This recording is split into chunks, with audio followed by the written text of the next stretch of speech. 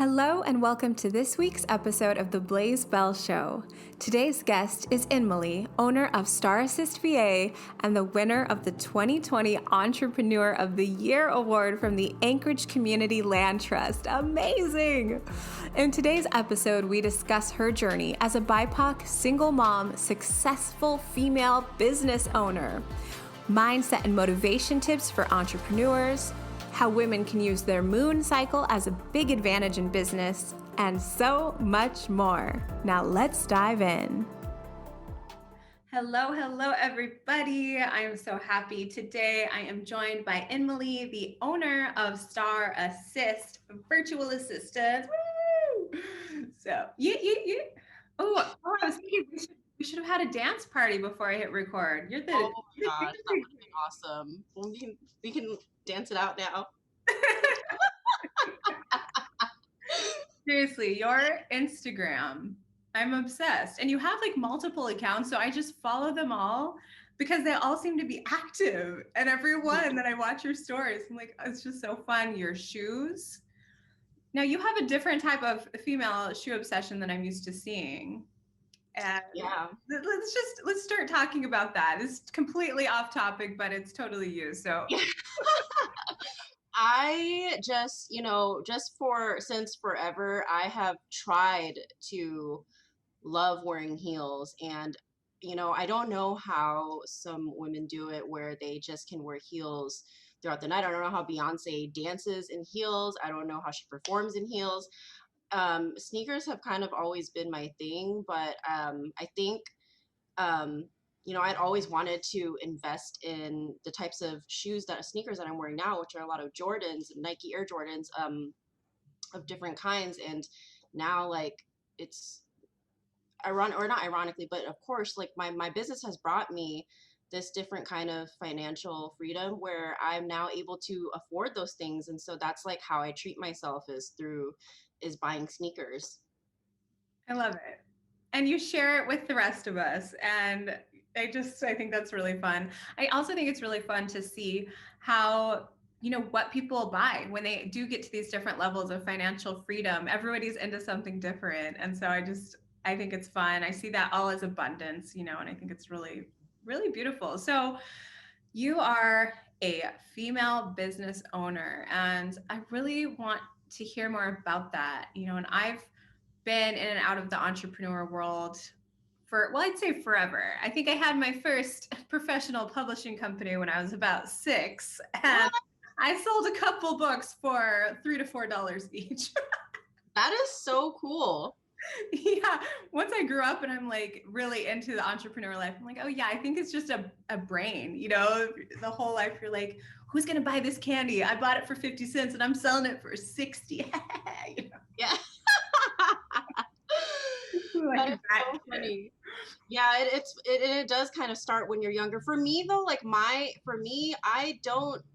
I didn't really start being an entrepreneur until I was older. I think I'd really always been surrounded by um, people who owned businesses, small businesses. Like in our family, my aunt and mom, my mom at one time was helping her ex-husband run an auto shop, and then my aunt and family owned a few restaurants. And I'd always seen what the backside looked of owning a small business. And I started working as early as I could. So I always knew how to work. And I think that working for so many different um, I started restaurant industry, retail, and then I went into banking, and then I went into administrative work. And I'd always loved doing administrative work. And I got my first taste of what it was like to work in an office, doing administrative work in high school, actually, when I was in Junior Reserve Officer Training Corps, which I was in it for 4 years, and I Absolutely. I was like, nope, I'm trying to go dance because I was a dancer back in middle school and high school. And so I was like, I'm trying to switch out Junior Reserve Officer Training Corps to go to dance contempo. But dance contempo was, of course, it was super, it was full. And so I was forced to stay in JROTC for the semester. And I ended up just really loving it. And it turned into me being like the administrative officer. And so I was just like, I would stay behind. I mean, the administrative officer had a certain task that they had to do, like a goal for the year. And so I remember doing that and getting ready for like the annual inspection of the battalion and just really loving just turning on music and working. And like, it's like really redundant work, but I loved doing it. And so, um, after I left the banking, retail banking industry, I knew like, I was like, I want to get into administrative work. And so I did that, and I went to work for a small business doing administrative work at a towing company, and I worked there for years until I just really needed benefits. Right, I had a son, and I needed a job with benefits, and so I went on to work to be an administrative assistant. Was there at that first spot for a couple years, and then I went on to be an executive assistant at a nonprofit at Catholic Social Services, which it's so funny that we talk about this because um, ever since I've started my business, which I'm going to talk about how I started, but ever since I've started it, I've realized how much everything that's happened in my life is like all in alignment, right? Which is why Star Assist is named the way that it is, because all these different things, the people that I've met, the instances that have happened in my life, the experiences that I've gained, have all like they're all stars that have aligned to me running this business, and just really growing through it. But so I let me run it back real quick. When I started working at Catholic Social Services, they have an annual charity ball, and that is where I first saw you, and you performed with the band at the very first charity ball that I was at. And I remember looking at you and I was like, she's so beautiful. She has this like onstage presence and charisma, and her voice is like amazing. And I remember then, so just to say that that was the first time I'd ever seen you. Oh, that is so funny. And I remember that. I remember that event. It was beautiful. Yeah. And just real quick, the stars align. I love that. I think it's so fun when we can go back and start connecting the dots and, and things that didn't make sense at the time. Now you're like, that trained me for this completely different thing that I'm really into. So I think that's so beautiful. And I've also seen some of your social media things where do you and your kids, it's like you take food or something to the Claire House. Was that right? Mhm. Yeah. So I've spoken there a couple times, and the Claire House is a women's shelter here in Anchorage, and it's just so incredible for moms and children that don't have anywhere else to go. And I just think it's so great that you not only are donating food and being a part of that, but also showing your kids. I just think that's the best. Oh, for sure. And they love doing that. And yeah, we do that every other month. And I like to try to remind my kids that there's a lot for them to be thankful for, and they're very fortunate to be in the circumstances that they're in. But yeah, I continue to do that. So Catholic Social Services was the last job that I worked at before I found out about the virtual assistance industry. I was the executive assistant there for a couple years, and I had always lived paycheck to paycheck. Even though I would get a better job and I would get a pay raise of a few dollars, I still always had to work. I still always had to work a side job. And so I was always looking out for side hustles, right? And I remember a few years ago, Instacart started coming to Anchorage, and Instacart came, I think, during the winter time, maybe, but I remember do you know what Instacart is? Yeah, like it's like DoorDash except groceries, right? Exactly, Yeah. yes. And so, Yeah. and to me, it was like, I was like the best thing ever. And I was like, I gotta order groceries. Saves me so much time. I will pay for the convenience. And so I remember I was just so curious about it, right? Because it seemed like a great side hustle. You could make your own hours, you could just do it at your own convenience, but I didn't know how much how the pay was. And so I was very curious and started YouTubing about other people's experiences as Instacart shoppers. And you know how when you go on YouTube and you're just like on that spiral, there's like, oh, other related videos, or it just automatically auto plays the next related video. And so I went into this YouTube spiral, and I somehow came across virtual assistants. And at the time, I my boss was very gracious and very understanding of the fact that I had two kids, and sometimes like my kids would be sick and I would have to, thankfully, like I worked with the laptop already in the office, so I could take my laptop wherever. So sometimes I would work from home, right? And when I started doing that, I was like, wow, like I like this is exactly what I want to do. I want to work from home one day, and I don't know how I'm going to do that, but I'm going to do it, and I don't know how. But then I found out about virtual assistants, and then it was like this light bulb went off in my head, and I was like, this is what I'm going to do. I'm going to start a business doing this, and this is what's going to give me financial freedom, and this is what's going to give me the lifestyle that I want in terms of how I want my schedule to be as as a mother. So I kind of just put in my like, I gave my notice. I gave like a few months notice, and I was like, hey, like I'm going to go and start this business, and I'm going to be gone in a few months. And then Star Assist kind of just, it just came into fruition after that. Wow. So during that few months, did you like start to kind of slowly build some clientele as you phased out of the other? Or were you freaking out? Like, did any, I know for a lot of us, it's like when we're stepping out to the next level of our life, and taking some of those risks, sometimes things come up for us. I'd say usually, and then all of a sudden there's that voice or our fear, our ego being like, "What are you doing? Oh my god!" So did any of that happen, or was it like a pretty smooth transition? So I spent a lot of time in the beginning. I just spread the word. I spread the word, and and then my boss, when I told her about it, she told me about this resource in town, this program called Set Up Shop through the Anchorage Community Land Trust. And so I started doing those classes. It was like every Tuesday from 5:30 or 6. It was from every Tuesday from 6 to 8 for like a couple months. It was for people, existing and new business owners in town. And I went through that program while I was getting my branding set up. Um, and somebody who I had actually used to work at Catholic Social Services with found out that I was starting a business, and she was also starting her branding business. I don't know if you know about Stephanie Johnson from A Bloom Creative.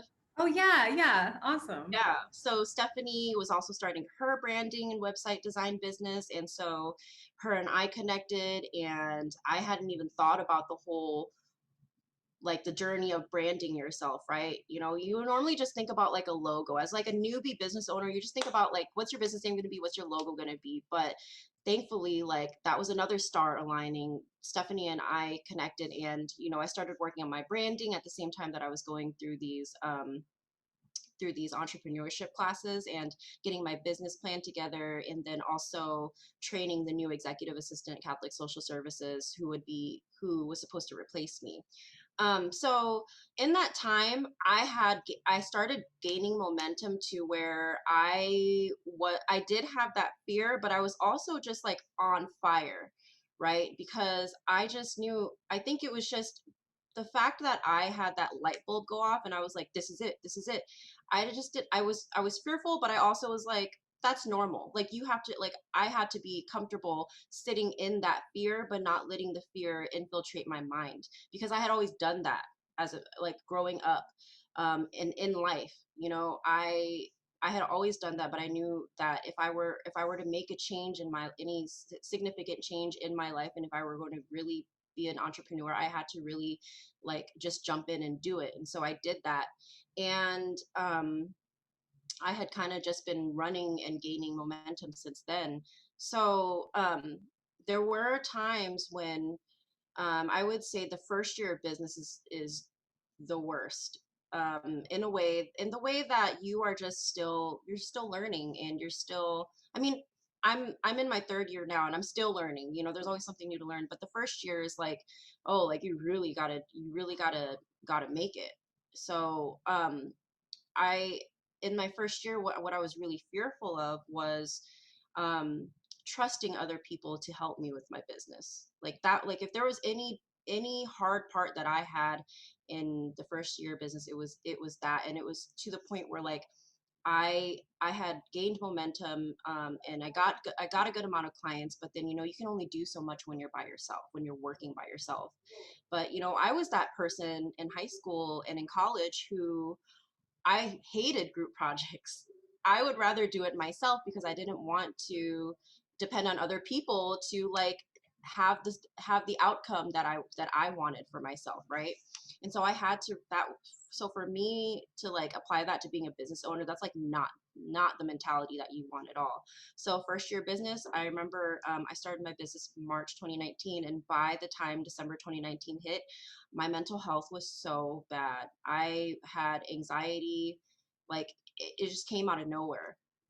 And I thought it was because of nothing. You know, I thought it was just random bouts of anxiety, but a lot of it was because I was handling being a mother, being a business owner, being people's assistant. Because in my business, I'm an executive. I'm a business owner, but then it's like I'm business owner's assistant as well, right? So you're handling all of those different facets of being a mother, a business owner, a partner, and being domesticated and making sure everything at your house is good, and then also being there for your family, right?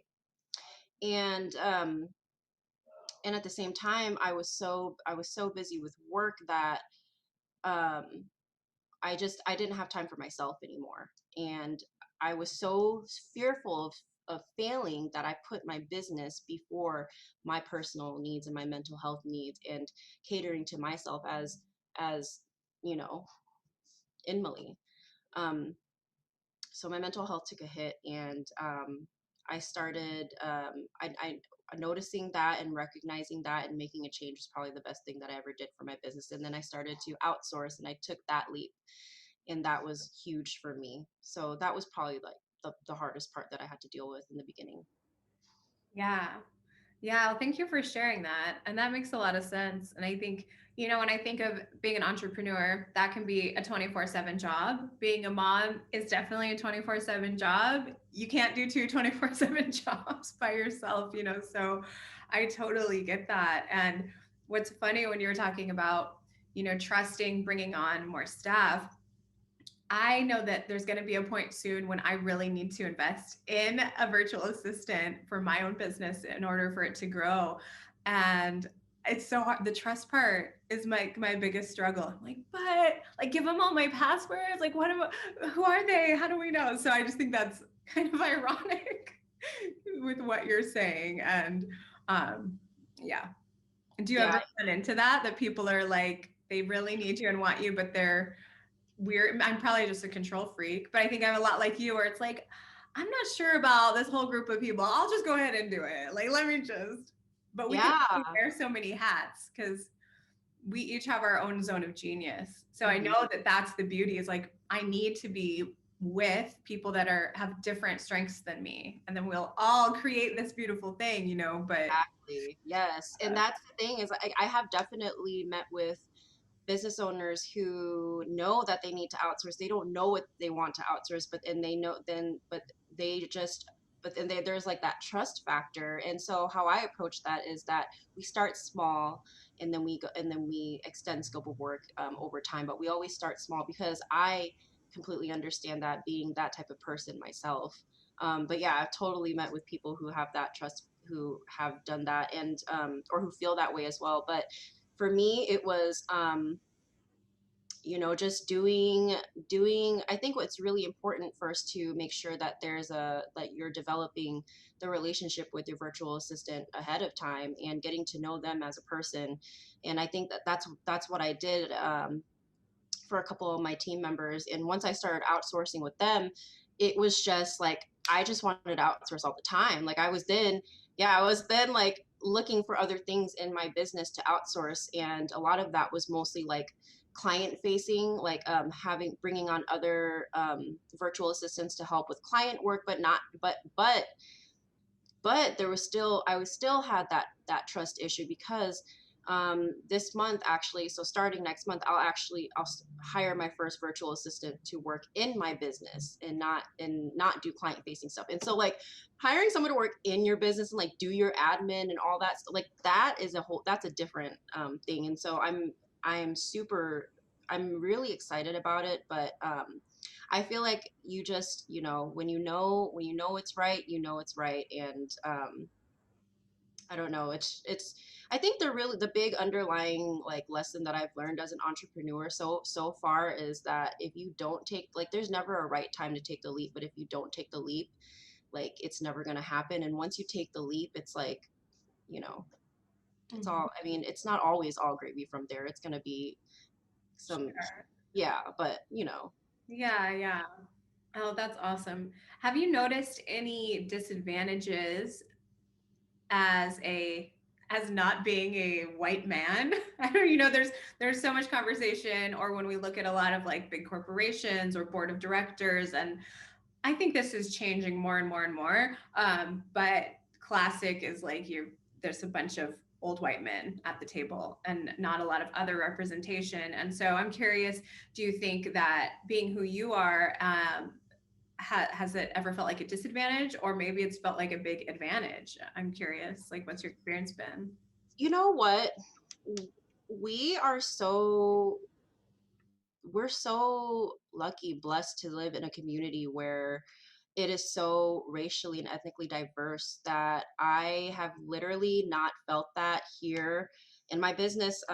Although it's virtual, right? And I can work with pretty much, I can work with businesses from anywhere. A lot of my client base is here, and I've literally never felt disadvantaged as as a Southeast Asian woman. I have felt lifted up and valued in my community, honestly. So like the Setup Shop program that I went through was specifically for entrepreneurs who were in the BIPOC community, who were from underprivileged communities. And so from the moment that I stepped into the entrepreneurship world here, I already felt lifted up with that program being designed for entrepreneurs like me. And and now and yeah, I mean, I'm very thankful to be able to say that. Now, had my business been somewhere else, located centrally somewhere else, maybe that would have been a different experience for me. But um, so far, no, I haven't felt that disadvantage, and I feel very blessed to be able to say that. Yeah, I think that's so beautiful. And you're right. Anchorage, Anchorage, Alaska is what I read recently, the most diverse city in the nation. And I think that's beautiful. And, I have a black dad and a white mom. And it wasn't till I was, I think, maybe 10 years old, and I met a friend who had moved from North Carolina, and she was like, your dad is black? Did anyone ever make fun of you? Was there like, and I'm like, what? No, that's so rude. What are you talking? Like, I wasn't aware of racism until I started like hearing stories from other parts of the nation, which is so great. Like, we are so blessed to have that. I mean, Alaska's also got some statistics that aren't so great, but Yeah. in high school, I would walk down the hall and hear 5 different languages. And so, Oh, it's awesome. It's awesome. And I definitely love that because I wasn't always born and raised here. I'm from Minnesota and I came here from Fresno, California. And then I came here and there was just I went to East High School and I graduated from there and it was super, super diverse. Um, but yeah, and then just like as a woman, I in my business have been able to connect with and work with so many amazing powerhouse women who are also like mothers and um, just being able to connect with other women and see it become more and more common and normal to have women be in positions of in leadership positions is super powerful for me. And I feel like I think that's definitely been like a huge fire that lights me up when I'm working for other people. yeah. Absolutely. It's motivating and inspiring, I think, too. Well, speaking of motivating, so the last thing I would love to talk about, we can talk about more things, but one of the big things I wanted to hear from you is how do you stay motivated? How do you keep your mindset going in the right direction? I think that there's a reason that not everyone owns a business. It's because it is challenging to motivate yourself. At least that's one of my opinions on it. And there are days I recently went full-time entrepreneur, which is super exciting. Oh, congratulations. Oh my gosh. Yeah, this is actually my first month, like with no Wow. bosses anywhere. I've always had a few things going. So it's really exciting. But the first couple days, I got out of bed and I'm like, well, I could work on XYZ project, or I could like watch Netflix, I could chill, I could Mhm. just, and I've had to start setting like make my own schedule, stay on task. And so how does that work for you? I mean, now you're so busy, like your business is, you're booked out, there's a wait list, like I couldn't hire you if I wanted to right now. But I mean, how do you keep it going? well, let's just first acknowledge that as a woman and us females who go through, I don't know if this is like, I'm just going to be completely transparent, but like women who go through our menstrual cycles and all the phases in our cycle, really, I have been, this is part of it.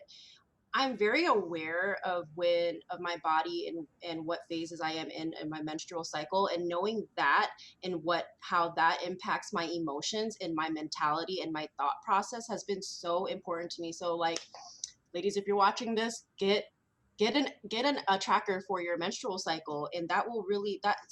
And I know that sounds so silly, but it's true, because I feel like that's when my thought process is like much more impacted. And so when I feel like that, it's number one, understanding how that impacts your mood and your emotions and your thought process. But number two, I've always just historically been a people pleaser, and I think that that has always like I'm that's something that that when I started my business, I knew like you cannot extend yourself for other people to a point where like where that starts to mess with when you're going over your boundaries. And when you're going over your boundaries, you're not catering to yourself first, um, in a healthy way. And I feel like that in the past has messed with my ability to keep my mindset um, at bay.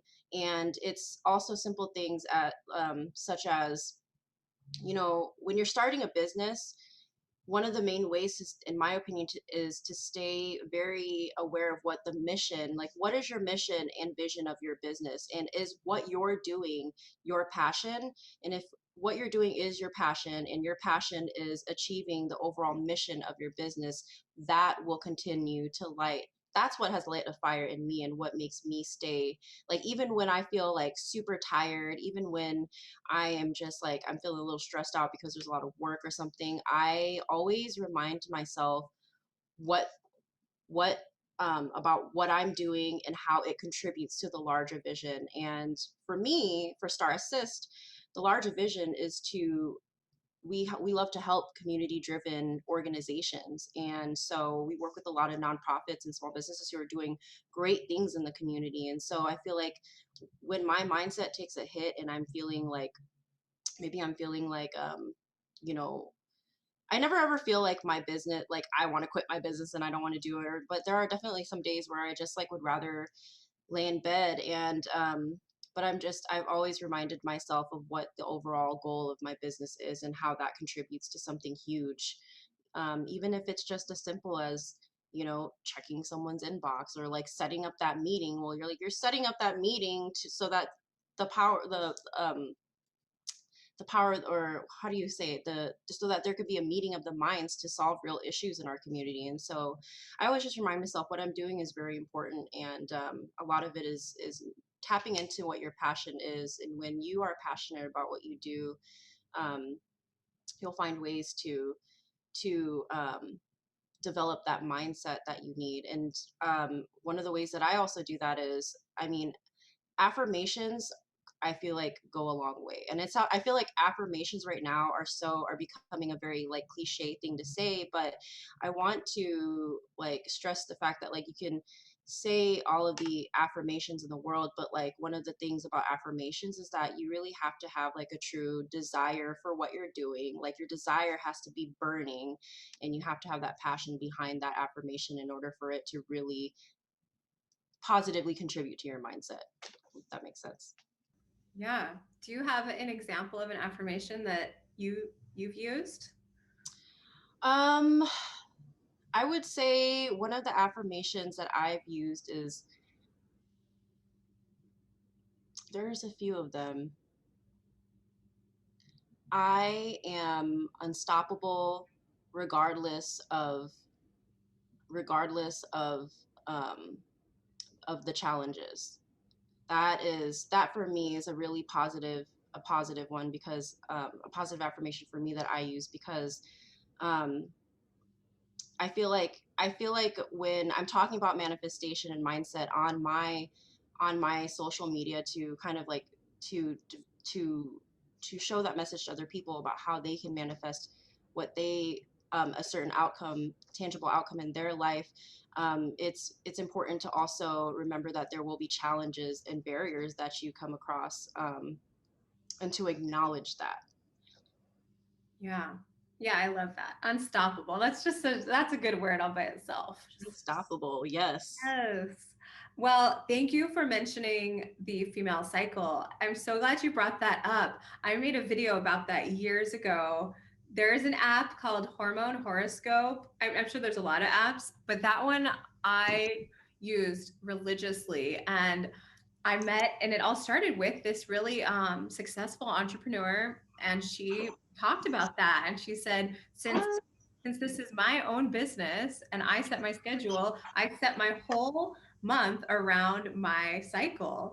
And so she said, there's that week where you're ovulating and you literally look more attractive. Your like skin is more glowing, your waist appears smaller. There's all these crazy things as you're looking for a mate. And she said, that's when I plan all my videos, public speaking gigs, like you're more effervescent, you're more gregarious.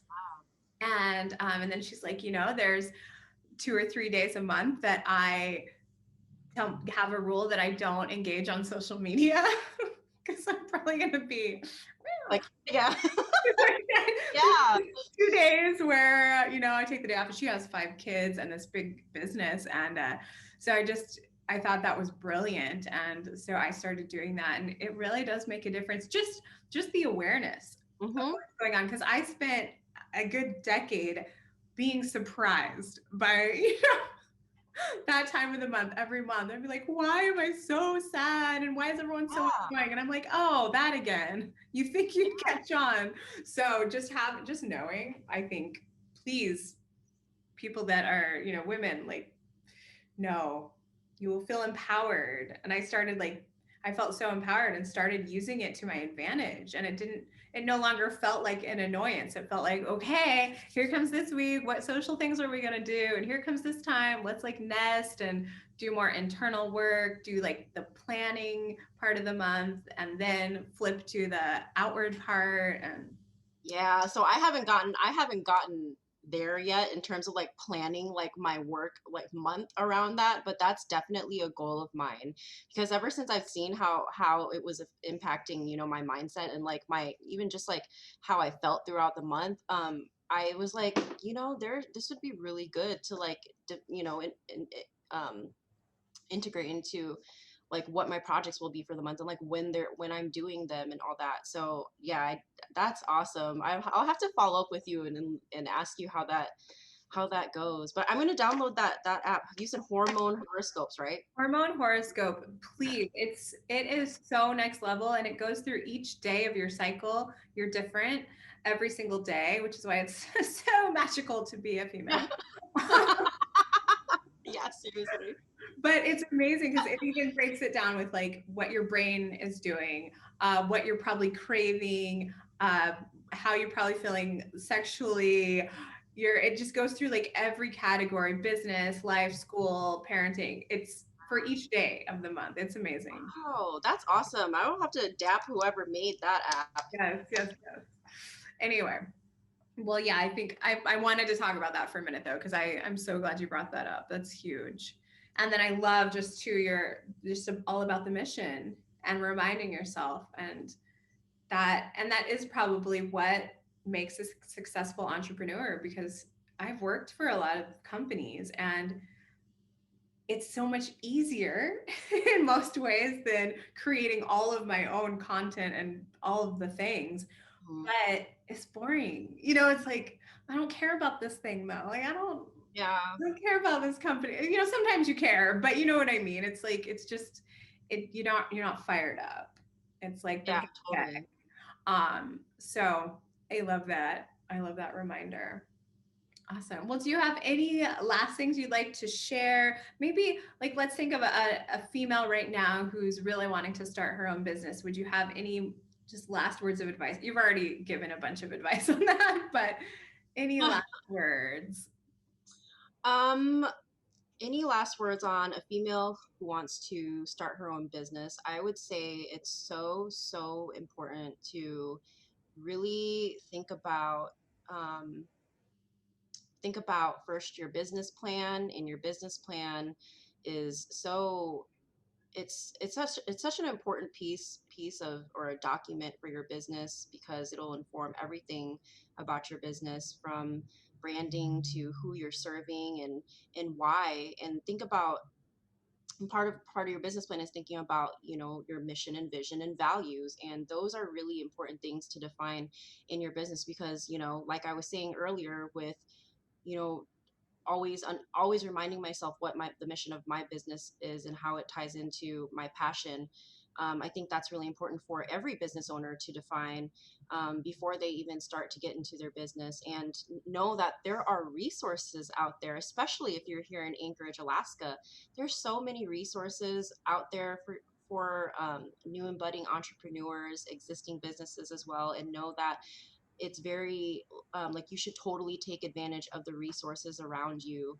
Um, and last but not least, social media has been a huge part of the success of my business, and it's a really, for me, I think it's very important for a business to be active and consistent on social media, and understand who the target audience of your business is, and understanding where those people are, what platforms those people are using, so that you're not wasting time on, like Twitter or LinkedIn, where your clients are not even there. So yeah, those are my last few gems. I could talk about it forever, honestly, but those are the ones that pop up in my head at Yeah. first.